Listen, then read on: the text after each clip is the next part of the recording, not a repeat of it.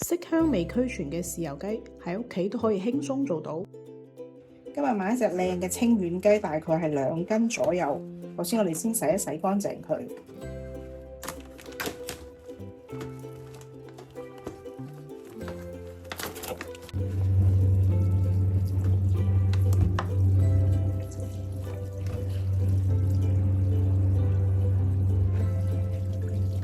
洗乾淨之後咧，印乾啲水分。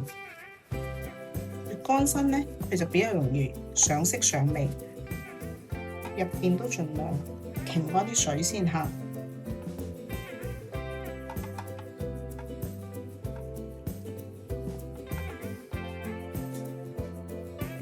想個顏色更加好睇咧，喺煮之前咧，先攞豉油、生抽嚇，先塗少色，捽均勻佢。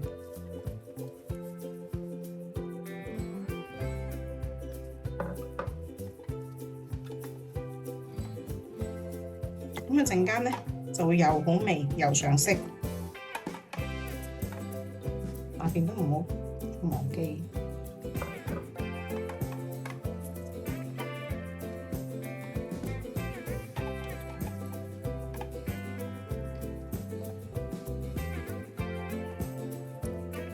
同佢搽完豉油之後咧，喺個雞嘅入邊放1到2茶匙嘅鹽。捽一捽勻佢，咁佢入邊咧到時都有味嘅。咁全部都做好咧，我哋先風乾佢30分鐘。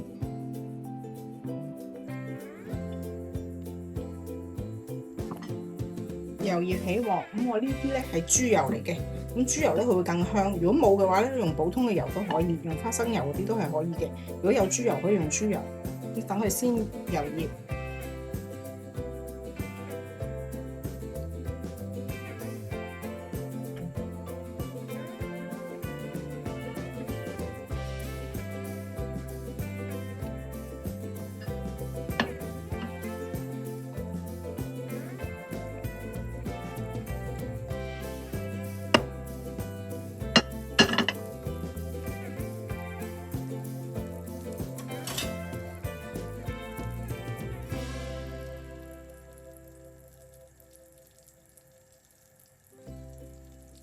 好，油熱之後咧，我哋可以將隻雞放落去煎一煎佢先。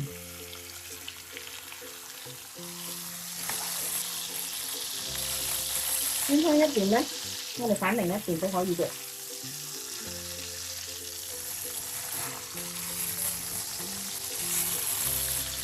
等佢個皮咧會脆一啲，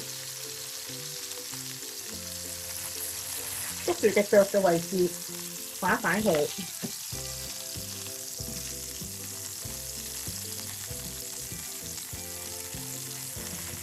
煎得有啲脆啦，咁我哋就落葱、薑、蒜，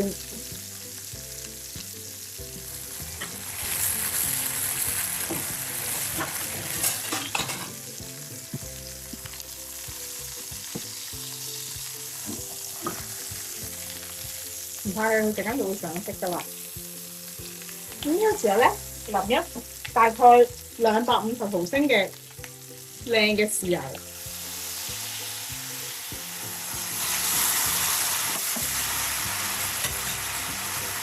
呢度咧配料就係冰糖、片糖、果皮、2片香葉同埋呢個桂皮，一齊放落去。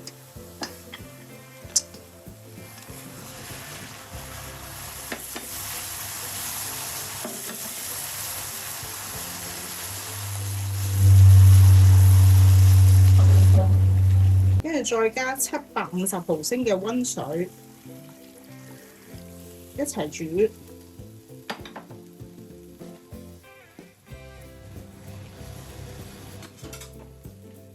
記得中途咧，你將佢啲淋上去。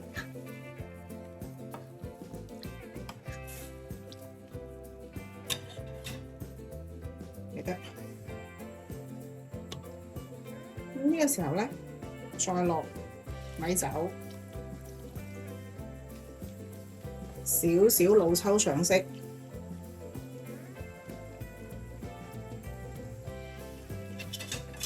一一路煮嘅時候咧，先煮滾個汁，跟住淋上個雞度。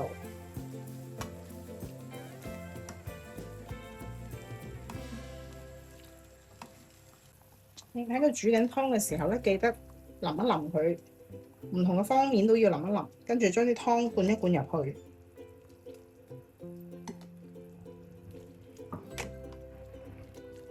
好，咁呢個時候咧，我哋等佢滾咗之後咧，就將佢轉細火25分鐘，不過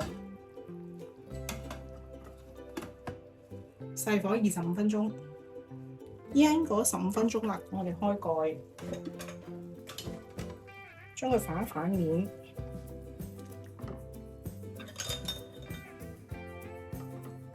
然後再顏色上咧再均勻啲，記得定時要將啲湯放入去，反一反去另一邊。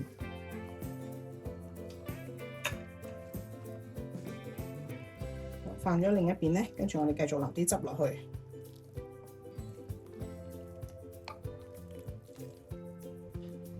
繼續吸蓋，都仲係細火，繼續再整一陣。開蓋，我哋而家已經整咗25分鐘㗎啦。咁我哋如果你想睇下佢熟唔熟咧，睇下最後肉呢度篤一篤落去有冇血水出，基本上都冇啦，咁佢就證明佢熟啦。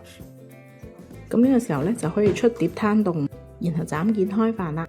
自己整嘅豉油雞鹹香入味，超級餸飯，分享俾大家，希望你哋鍾意啊！記得幫我點讚、訂閱、share俾朋友。